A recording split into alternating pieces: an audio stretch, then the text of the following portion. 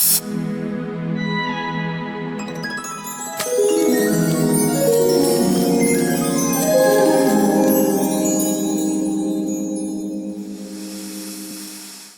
বাবেই খোলা ৰাখিম সদায় মোৰ হৃদয়ৰ খিৰিকী অসীম অনন্তকাললৈ বাট চাম তুমি আহিবা বুলি। নমস্কাৰ, পুনৰ এবাৰ স্বাগতম আপোনালোকক অনুভৱী মনৰ মজিয়ালৈ।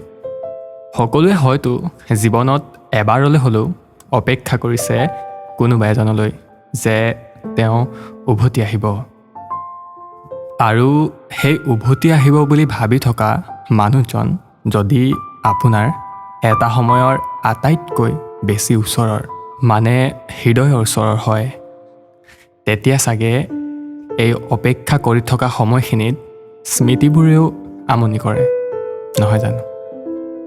আজি মোৰ হাতত থকা কবিতাটো আপোনালোকৰ মাজৰে কোনোবা এজনৰ। আপুনিও আপোনাৰ কবিতাবোৰ নহ'লে অনুভৱবোৰ আমাৰ সৈতে শ্বেয়াৰ কৰিব পাৰিব, আৰু আমি চেষ্টা কৰিম সেইখিনি অনুভৱী মনৰ মজিয়াত প্ৰকাশ কৰিবলৈ। ব'লক কবিতাটো আৰম্ভ কৰোঁ। তুমি উভতি আহিবা। সময়বোৰ একেদৰেই গৈ আছে, অপেক্ষা অপেক্ষা আৰু মাথো অপেক্ষা। তুমি উভতি আহিবা। অন্তহীন হৈ পৰা এই অপেক্ষা এতিয়া কিহৰ বাবে? নুসুধিবা মোক, ইয়াৰ উত্তৰ নাই মোৰ ওচৰত। মেলানি মগা অতীতবোৰ এতিয়া লাহে লাহে ধূসৰ হ'ব ধৰিছে, পিছে তোমাৰ স্মৃতিবোৰহে সজাল ধৰি মনৰ অভ্যন্তৰলৈ দিনে দিনে সিহঁত পোখাইহে গৈছে। বাস্তৱিকতাৰ কৰাল গ্ৰাসত পৰিও আজি মনৰ আশাবোৰ ক্ষান্ত হোৱা নাই। কল্পনাৰ জানো আদি অন্ত কোনোদিন মৃত্যু আছে? আজিও কয় মোক পদূলিমুখৰ বকুলজোপাই তোমাৰ অবৰ্তমানৰ কথা, নিশাহত এৰি দি তোমাৰ নামৰ অম্লজান। এই যে আমাৰ বকুলজুপি পুৰুষ নে স্ত্ৰী ঠিক নাজানো মই, কিন্তু সন্ধিয়াৰ সান্ধ্য আইন ভঙাৰ নিভৃত ক্ষণবোৰৰ, আমাৰ সেই একান্তই ব্যক্তিগত মুহূৰ্তবোৰৰ নীৰৱ আৰু নীলাজ সাক্ষীহি প্ৰেমৰ সংজ্ঞা বিচাৰি তোমাৰ বুকুৰ উমত মই সোমোৱাৰ সময়ত ফিৰফিৰীয়া বতাহ হেঁচাতি মাৰি নিতৌ জোকাইছিলহি আমাক।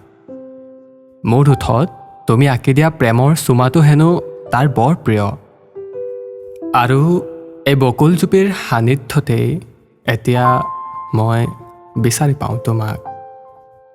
হয়তো তুমি নাজানা, মোৰ দৰে সিও তোমাৰ আজন্ম প্ৰেমিক।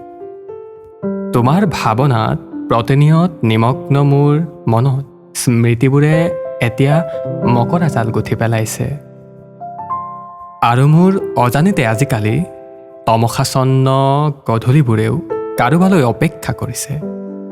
তুমি উভতি আহিবা। মৃদু মলয়া বতাহজাকেও যেন সুৰসুৰাই তাকে আওৰাই থৈ গৈছে। নাতিদূৰৰ শিমলুজোপাৰ ফেৰেঙনি এটাৰ পৰা নিউ নিউ মাত এটা ভাহি অহা হৈছে। দুপৰ ৰাতি অকলশৰীয়া ফেঁচাটোৱে সেয়া কুৰুলিয়াই।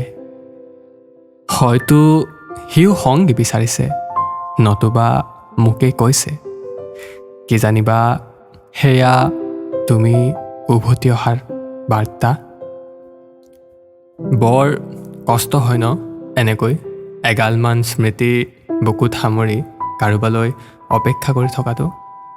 অনুভৱী মনৰ আমাৰ এই নতুন প্ৰচেষ্টাটো আপোনালোকে কেনে পাইছে জনাবলৈ নাপাহৰিব, তথা ভিডিঅ'সমূহ লাইক কৰিব, শ্বেয়াৰ কৰিব, কমেণ্ট কৰিব, চেনেলটো ছাবস্ক্ৰাইব কৰিবলৈ নাপাহৰিব।